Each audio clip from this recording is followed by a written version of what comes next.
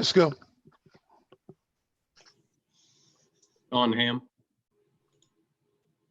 Julie Webb.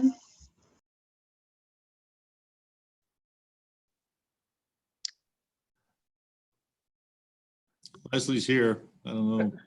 She's on mute though. Sorry, I talked a minute ago. Leslie Carruthers. Sorry, I'm getting my papers. I'm checking off names on papers. Just like the good old days. Okay, And I'm here. 6:07. And Michael will be late, is that right? Yes. Got it. Okay. Michael should join us as we go. On March 16th, 2020, Governor Greg Abbott granted a request by Attorney General Ken Paxton to temporarily suspend a limited number of open meetings laws to the extent necessary to allow telephonic and video conference meetings in response to the coronavirus.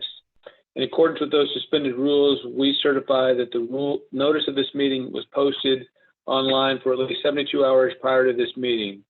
Although members of the board are gathering in a central physical location, we do have a quorum in attendance at this meeting by video conference or telephone call. We are meeting by the use of Zoom teleconferencing, which allows for two-way communication between the board. As we would at any in-person meeting, members of the public who have followed the instructions on the meeting notice for registering to speak during the public comment portion will have their comments read in the comments portion of the posted agenda. All other meeting procedures will adhere to board adopted procedures to the extent practical. An audio recording of this meeting is being made and will be available to the public at a later date.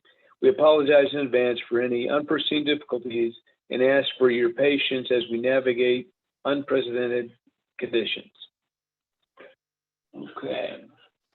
All right. You want me to pick up, John? I guess we get the roll. Are there any public comments that we have? Do we want to do those in the regular meeting? Yes, normally, unless there was some on this work session item, I guess. Work session only for the regular session. Okay. Okay. So I guess you just need to take off with our work session. All right. If you all recall, I know it seems like it's been a long, long time since we've had our last regular board meeting, but we had been working on a team of 8 and developing goals for the district. We were in the middle of that. We were supposed to do a work session in March. We canceled the March board meeting because of the COVID-19, and we combined that board meeting with our April board meeting. I have now asked Holly Teague, who was leading us through that team of 8 training, to sit there and join us, to sit there and take us through the goal process. I believe we are ready. We need to develop these goals as for our DEIC committee. Dr. Vu is waiting on the board adoption of these goals, so that would be where we are tonight. I'll let Holly take over from here. Thank you, Mr. G. Can y'all hear me okay? Thumbs up? Okay. I think I'm going to be able to share my screen. Uh-oh. They disabled screen sharing. So whoever the host is, would they enable screen sharing? Yes, I'm sorry. One moment here. Okay. Okay, you're good. Or you should be. Screen 1, there it is. Can y'all see it now? I can see it. Okay, so thank you so much for having me back. I started to say good morning, but then it's really good afternoon or good evening, and I think it's April, and I think it's Tuesday. So I don't know about y'all, but I've kind of lost track of some time. But again, thanks for having me back. So I'm going to quickly go through this first. Uh-oh, it's not letting me advance the slide. That's not good. I'm going to stop share for a minute. Well, this is working great for me. Okay, can you see that? No? Nope. Okay, I'm going to show you again. I hope I don't have to every time take it off. PowerPoint slide, let's try that. Share. Can y'all see the process? Yes. Yay, good. Okay, so remember that we did the, we talked about all of this and we're just looking at the blue section of what tonight. It's still not letting me advance the slides. Okay, I'm gonna stop sharing again and then try to advance the slides, maybe.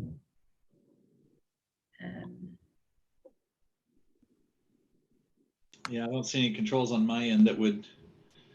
I don't Are you either. using PowerPoint or is it a Google slide? It's PowerPoint. Oh, there's that. I guess I just have to share change it and then share every slide. So I think Dr. Vu pointed y'all and you did the House Bill 3, the SMART goals that you had to do to meet the requirements of House Bill 3.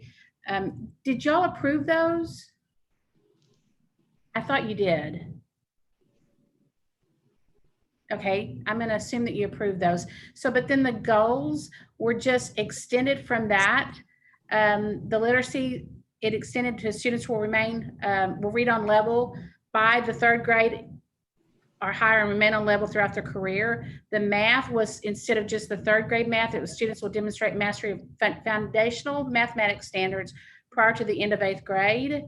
And then the CCMR students will graduate college, career, and or military ready. And then the 4th one that I had in my notes that we put down as students will participate in extra co-curricular activities.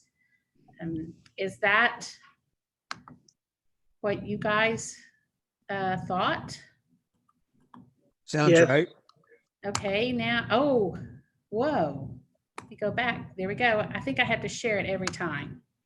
So mission, again, means what do we do and why do we exist? And we went through some of them that it needs to be something that people can remember. It really describes what Kennedale is. Vision is what you want in the future. And then the values are those principles, beliefs, and behaviors that guide how you behave. It's working now. So this is your commitment 2025. And I think you guys agreed upon that name for the strategic plan. The vision, committed to excellence. I think that was an agreement. Mission, what I have so far, and I don't know that y'all, it has not been presented to you guys for approval, but it was to partner with families in our community to provide opportunities for today's leaders to become today's learners to become tomorrow's leaders. And then there is have not done values and have not done beliefs. And then the goals are the 5 earlier. So do you have any questions or comments or no, that's not Holly, that's not what we wanted, or anything with what you're seeing so far? I'm not disagreeing with what I see so far. Okay, thanks. I was gonna say I have good wait time, I think. I think that tonight that what they would ask you to do, I think Mr. G, and correct me if I'm wrong, is what Dr. Vu needs really for herself, for the district, and for the principals is the goals that 1 through 4, that you all give her kind of a thumbs up that says, okay, go ahead with that so that she can complete the district improvement plan and the campus improvement plans. Yes.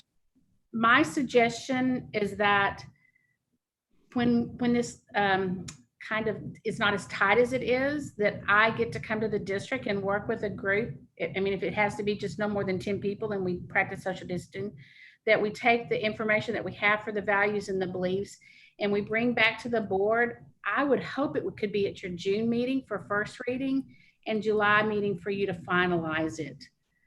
But let me show you the work that Mr. G did with all of the campuses. And what I did to show it to you, instead of showing you every single, I just did a word cloud. And what it does is it takes the words that are used the most frequently and it makes them larger. And so core values would be those, how you expect people to behave. So if you see some of the words, honesty, work, respect, integrity, commitment, compassion, ethics, determination, everything that they did with your staff, when I show you the next two, you'll see that, which is really pretty cool. Students are large and in the big middle of everything, of their thoughts.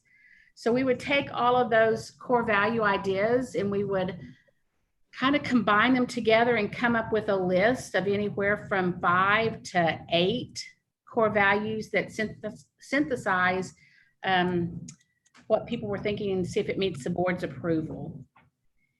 Then the next were what the beliefs, look again, what came up in the big middle. A lot of the same words: provide, learn, students.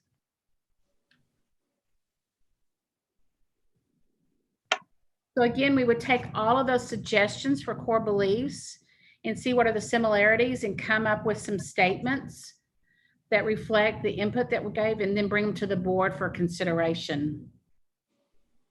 And then the last, you already have that mission statement.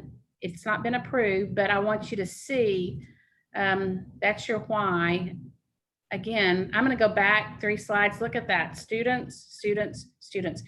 From this, I mean, it's pretty evident that students are at the forefront of what your staff and what you guys as a board do. So this is the mission that I think it was kind of pared down from what it was before. But if you can see some of the same words in there, provide, and then future, I didn't mean to do that. Future, successful.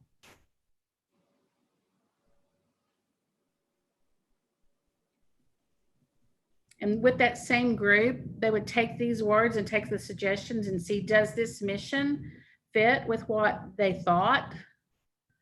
Or do they need to bring you all multiple suggestions?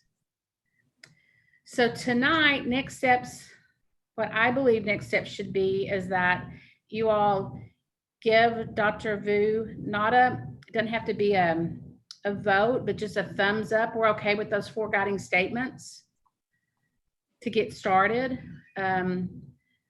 Give us some time to work with a group about core beliefs and core values. And then target to bring back for approval in July, hopefully first reading in June. And then after that, then comes the scorecard and dashboard that you'd have that ready for the new school year. So that's what I have. Take any questions or comments or concerns, or what were you thinking? Are we in agreement on the 4? Let me take it back to that. So the 4 goals are, one is the 3rd grade reading by 3rd grade level, the first one. The second one is the 8th grade math, which we talked about. The third one is the CCMR, which is the high school, which covers all 3 grade levels. At least we have some goal for each grade level. And then our level of education. And then the 4th one is where we were looking at the participation, that you wanted students participating and being involved. They look great to me. I like them. I'm good with them. Yep, sounds good. Okay, so we can check that off. Yay. All right. I think we are going to vote on that in open session as part of what we you will do in the first thing in the open session when we get into our regular meeting, is to approve those goals. So Dr. Vu has those for the DIC committee. Okay. Has anyone, I guess the question again, we had talked about this before, but are we doing the participation all the way down through elementary on the extracurricular? You talking about on the goal? Yes, on the goal. On number 4. Can you go back to that, Holly? Yes, I can.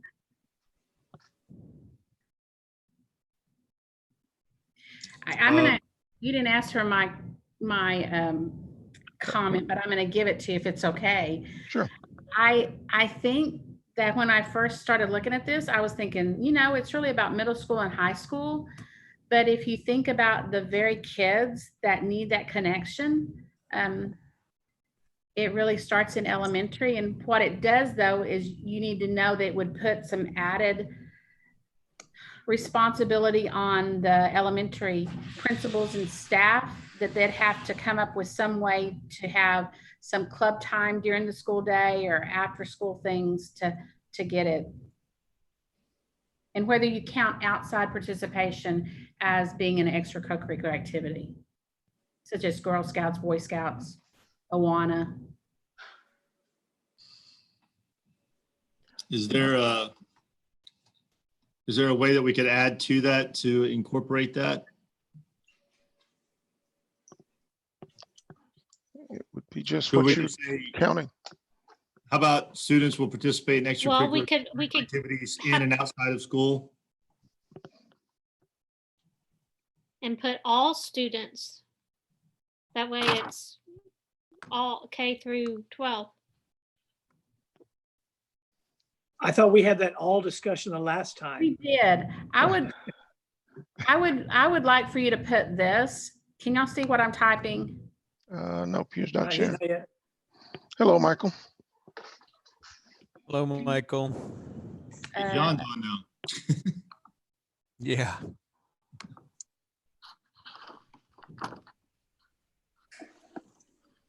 That's what I did. Can you see that? Students K-12 will participate in extra or co-curricular activities, and you can make it PK if you want. I think K would probably be a little bit more appropriate. I agree. I like I that. think we just need to be creative in offerings for junior high, below the junior high level. I think we can come up with ways to fulfill that. Yeah, because we already have some things set up with the music and the theater and things like that, which is still considered extracurricular. And if you're counting outside, if we're going to count outside entities, we do have KYA and the MBA as far as participation, as far as athletics. In which we have built a better partnership with, trying to work with them as well. Okay.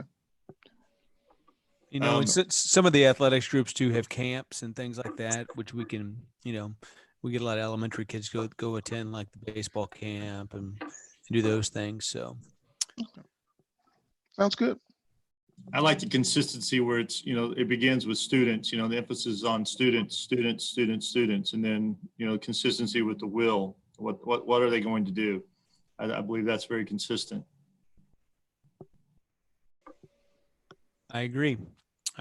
So are we in agreement that we can roll with these four?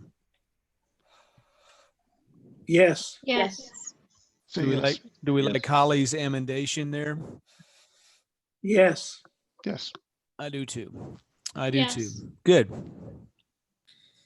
Now, on the mission statement, you know, with the core values and the core beliefs, I gave you all that information with the packets, with everything that the teacher said. You have those at home with you. You can, that's what she put into the Wordles right here, to where the emphasis on those words that popped up. The core values and the core beliefs are something that we're going to bring back to you when we kind of have some more time to do some committee work with some of our staff to kind of put this together, and then see if that's what you like. Does that sound good for you? Sounds good. Sounds good to me. The only issue I had on the mission statement, throughout this, we have students, learners. Is that equivalent to students in everyone's mind? Does it need to say students there in the mission statement, or learners? Well, let me tell you where the mission statement came from. That is basically just a concise version of our present mission statement. I took the one that was really, really long and just took the key components and pared that down. And that was what I presented to you, I think, like 4 or 5 months ago in that original planning process. So, you know, I don't know that we're married to this statement. This is just a pared down version of what we had. You know, if we want to incorporate the values and the beliefs into the mission statement, I think that would be a better idea.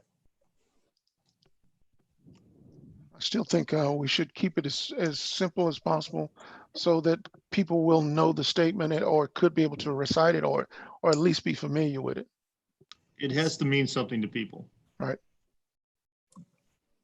Our vision statement, that's pretty simple and pretty easy to remember. But I think our mission statement needs to be just as impactful. So.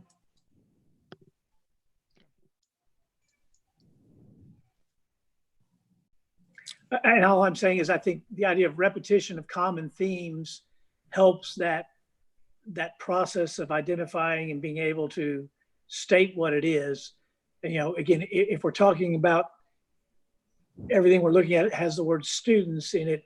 I'm just thinking sometimes that even if the words mean the same thing, having that word that's repeated in our goals and repeated in everything that we're looking at might make some sense. And doesn't have to be for right now. We can always come back and modify it. But again, we use the word learners, which I assume means students, but if I have to assume it, it's not as clear. I agree. I don't think that's a big change, to change it to students. Did you notice that when I was reading it to you at the beginning, I stumbled over it? A little bit. And I'd seen it before and knew it, but I said leaders at first. It's so similar. I think that your suggestion is pretty appropriate. And fundamentally, if you're paring it down, now I'm not saying eliminate the first line, but the key point is providing opportunities for today's students to become tomorrow's leaders. And then how you accomplish that, whether it's partnering, the process, I'm just wondering in the end, if we really gel it down to the key component, that's the key issue. Providing opportunities for today's students to become tomorrow's leaders, as I read it. I'm going to go a step further and say, instead of today's students, say our students. I like taking possession. Yes. Yeah, it's great. Yeah, let's so we want to strike the family and community and just and then change today and learners. Yeah, because you can put that in your values.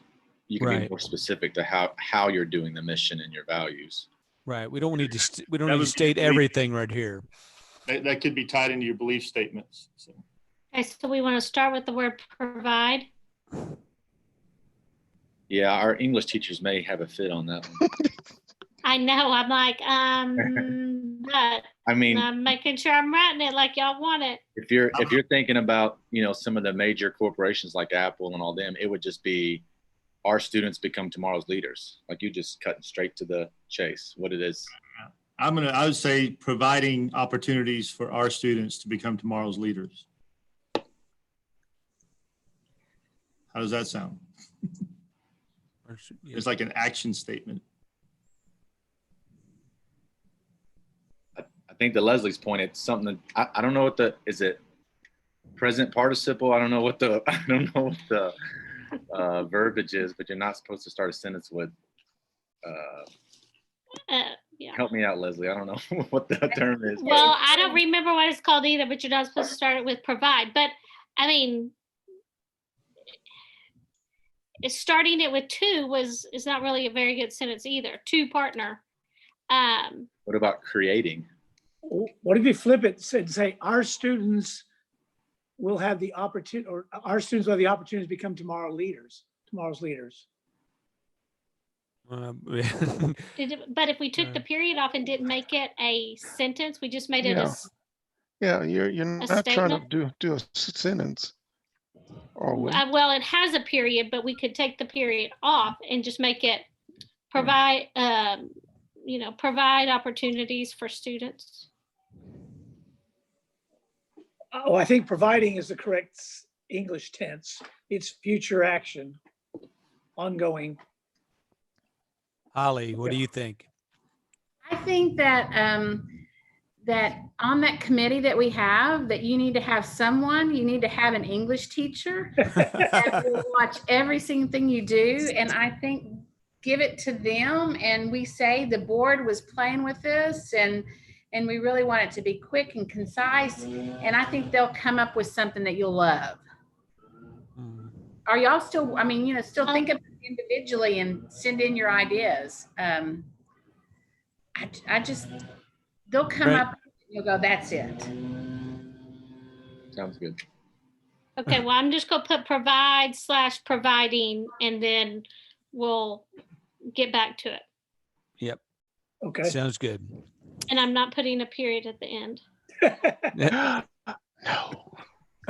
Check mark 2. So the whole thing with the mission statement is I ask you the question, why does Kennedale ISD exist? Well, then you say to provide. Yeah. So, you know, providing And opportunities for our students. I like the verb at the beginning or the whatever it is. I taught first grade. We were simple subjects and simple verbs. Yeah, and if you're reading it with what our mission is, or our mission is this statement, Yeah. it's fine, I think. If you're reading it without the our mission portion of it, it may seem a little clumsy, but hopefully won't too many English teachers, pull out the ruler on us. Yeah, so everybody starts wordsmithing it, Trust me, they will. I mean, Yeah. not that I don't think if we just have a mission statement, and I mean, I get that most companies do like something like that to learn, and I'm okay with that. But if you think people aren't going to critique us, then you're crazy. No, they don't do that, right? Uh-huh. The only other thing that I can tell you is that sometimes the board has one representative on the committee. So if you want to do that, so that you speak for the board. I've not always had it, but sometimes there is.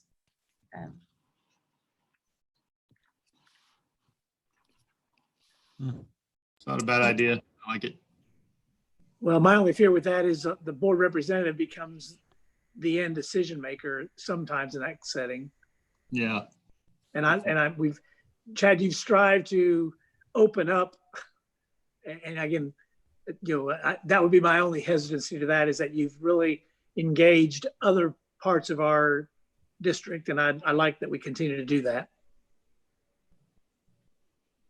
Okay. I think it's just real important that when it's brought to you, and I like the idea of it going like as a first reading and then a second reading, but that you have that opportunity that with that first reading to say, yeah, that's it, or no, I want you to add one more thing, or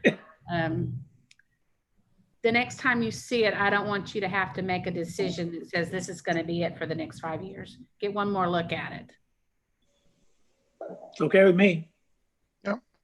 Cool. Good. Well, thank you. Thanks for letting me work with you. Right on. Y'all Thank have you. fun. was Am I expecting done? Thank you. longer. So we will continue to work with the wordles that we put together from the committee meetings and develop some values, like she said, 5 to 8 values, and probably about 5 to 8 core belief statements that we will incorporate all of this that's on the screen into it with work from a committee or group.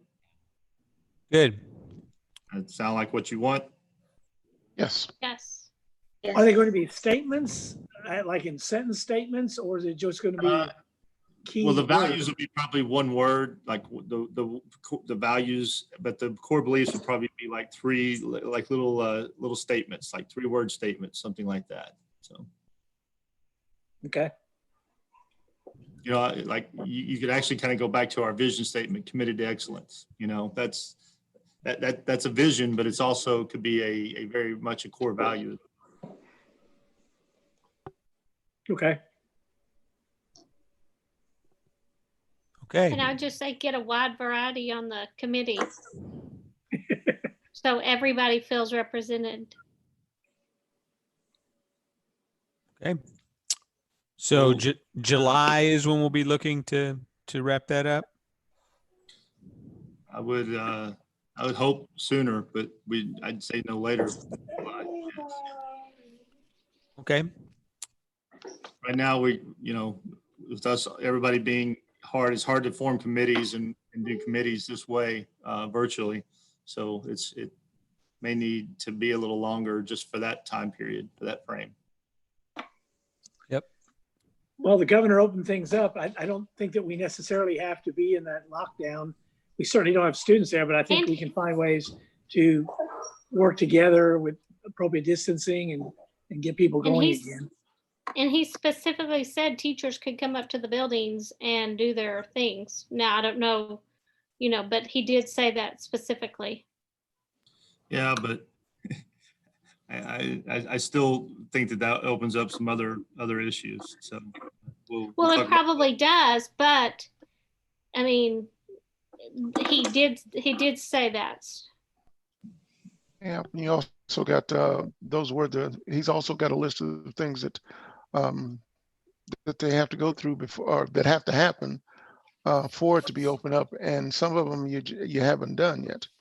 You still got the number of cases going up, and you're not showing a decline on a lot of these things. So some of it's matter of opinion. Some of it is if you're going to go by the recommendations, I would be cautious on what we can and can't do.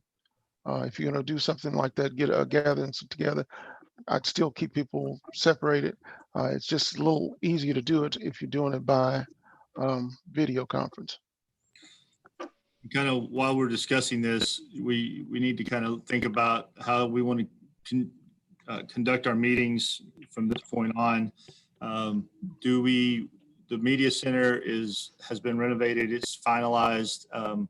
But as far as the mic situation, Brian and I had this discussion today, working to find a solution to where we could maybe spread the mics out. Right now, they're kind of tied into the table. He's working on that. But if we can find a solution to that, are you all willing or wanting to, for our next meetings, which should be our May meeting, to meet back in person, but have the social distancing incorporated into that? I think meetings in person are more effective. I mean, I just think the dynamic is usually better. You won't have to wait for me to log on. I was about to say, there's just so many internet issues and stuff. So Yes. I don't have an extra mask. You're gonna wear 3 or 4? Yep. Okay. It's hard to talk with a scuba tank on. Yeah. Okay. So, I mean, I think if y'all are in favor of that, then we will, Brian and I will, well, Brian's the brainstorm behind that. I'm going to, try to talk through it with him and see if we can find solutions to where we can make that happen by our next board meeting. Is everybody comfortable meeting in person? That's kind of what I was trying to feel everybody out on. Yeah. I'm fine with that. I'm fine with that. Okay with that. I'm good with that unless we start having more cases. I'm kind of with Mr. G and Bisco on a lot of this stuff. I'm not venturing out and I'm not letting my kids out, so I don't want to bring anything back home. But for board meetings, I think that I don't see that unless y'all are going out around town and. One quick question. Quick question: is that going to be open to the public? I think we'd have to have certain parameters on that. We'd probably have to do a lot of the same thing. We would have the meeting together, but we would have basically some of the same parameters we are as far as comments and all that, how they're sent into the board. I don't know, because I think we'd be limited to 10 people, Right. I think, a big determining factor is going to be what happens, when he speaks again on March 18th. That's going to be a big determining factor on what I think is going to happen. Either it's going to open up more or it's going to be restricted again. So I think by that time, we'll have a better understanding and knowledge of that. Okay. I say let's go ahead and plan for a meeting in person. And if something changes or we have other situations, let's just plan for that meeting in person. And if any other situation come up, we can always make a change to where we meeting by video conference. And how soon we can determine and get a committee had the hiccups, excuse me. As soon as we can, I'm talking with my hands here on the meeting, sorry. You see your hands. Yeah, I mean, I talk with my hands a lot, so you have to forgive me for that. the putting the committee together to work with this, how soon we can do that, probably going to determine by the next time that we have a special meeting for a work session to finalize and put this back together, or finalize it and bring it to you. So. Sounds good. Two things real quick. I don't care either way whether we meet in person or virtual, but it does make me think of at what point in time, if let's say 2 board members are like, look, I don't want to meet in person. You know what I mean? Like, where's the line in the sand as far as? Well, if anybody is uncomfortable, we just won't do it. Okay. And then second question on the. Does everybody agree? Well, I think you can hybridize it. I mean, you can have a meeting with 4 or 5 and those are uncomfortable. I mean, it's the restrictions as far as having those remote meetings still apply the same way, that the 2 people could be on a Zoom. I mean, it makes the meeting a little more difficult, but I still don't think that, if you're uncomfortable showing up, you have to be made to show up, because you can come in on Zoom still in a meeting where we're all together. It might be easy with all these upgrades to the media center. Brian and I will have to research and see what we can do there. I know this morning we had a meeting with 22 people. I had a few in my office this morning spread out, and while we were hosting the meeting, and other people were on remotely. So we kind of did a combination through Teams this morning. Yeah, if it can be worked out logistically, where you could do either one, I think that'd probably be the best solution. I just don't want anyone to feel like, like they have to do it or whatever because everyone else is doing it. No peer pressure. Right. And then the second question was, and maybe I missed it, but Holly mentioned in one of her slides here, the scorecard and dashboard. Just to kind of backwards plan, what was this planning to be done starting this next school year, the scorecard and dashboard? Yes, this is what we were using, the maps. When we came in with the maps, broached that to come in. That's what we were going to be using for the scorecard and the dashboard. Okay, because if I remember the example she showed for Mansfield, the scorecard filtrated into all departments. So maintenance had to have their goals and outcomes set up. Like all those departments would have to have all that up and running, wouldn't they? Let me go back and clarify something on that. Sorry. I know when we had the last meeting, there was a lot of discussion about the goals and being more specific with the goals. And I think that's what I was referencing there, Michael, sorry. And that the dashboard and stuff will take the goals that you set just now and be more specific with those goals into the dashboard. Now, as far as other areas, we're going to have to develop areas to measure those as well. Can you still see my screen? Yes. Yeah. So that's what the suggested, what it would look like. So you'd have the commitment 2025 at the top. And then you'd have curriculum instruction would have what their most important measures are, and student services and human resources, facilities and operations, and then financial services. And then each one of those areas would have their own scorecard. I think that's what you meant by cascading down. Right. So that's, we want that to be done by the start of the next school year. Yes. I don't know that you can get all of them done. Every one of those departments done where they decide what their most important measures are. You'll have the top part done, and it shouldn't take long. I mean, it shouldn't take long. It's just a process to go through. Right. And I think we discussed that, Michael. We discussed getting ours and the curriculum in, and then each department would start to implement their own, I think is what we talked about, that it would be kind of phasing them in. It wouldn't all happen before the school year starts, but we'd have a start on the important stuff for us, and then each department be looking at doing that. I thought we had that discussion. Well, and the only reason I brought that up was it seems like if we wait till July to finalize all this, that gives them really only 1 month to put all that together before this, less than a month really, for them to put all that together to start the school year. So just, I was backwards planning there, thinking about each month and things that might need to be approved. If we want just the goals, if that's it, if it's just that top part, I think, that's fine. But setting down some parameters on like a timeline, I guess, for each department, whether it be December or whatever, I think would be good. Maybe I we do think- that a cascading, timeline for those departments. I can't remember. Holly, did you say that that you allowed the department heads to come up with their goals? Right. I mean, this scorecard, this district scorecard, I think that realistically that it could be brought to you all. I think August would be pretty quick. I think by September, no later than September, could be brought to you the district scorecard with all of these filled out. And then it's just a process of working with each one of those departments for them to what does their scorecard look like? And that may be a December, January before you see each individual department having one. But you'd have like, for financial services, fund balance is probably going to be one of them. How many months you have in fund balance?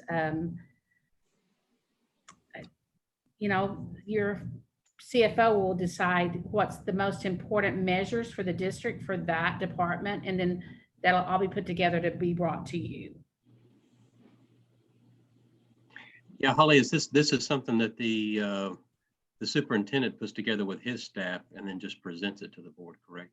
It's not the board deciding each goal for each area. That's correct. The measures, but if I go back to this slide, you can see that that the guiding statements, the board approves the MVV, the guiding statements and annual goals. We'll bring the district scorecard to you, or Mr. G will, but then they'll bring their, by board policy, they have to approve. You have to approve the district's annual goals, and hopefully it's all tied together. And I think in some areas you're going to have to afford a little more time, like student Yeah. support. Who knows what it looks like when we come back, given what we've done with online learning and going back to in-person instruction and the new world that we've created. Financial services, I hope that Mr. Adams can lay it out there, but I'm afraid that the legislature is going to be looking at how they're going to fund what they already promised to fund. When you have less than $0 a barrel of oil going out there, and then facilities and operations, we're about to have discussions about major facility projects.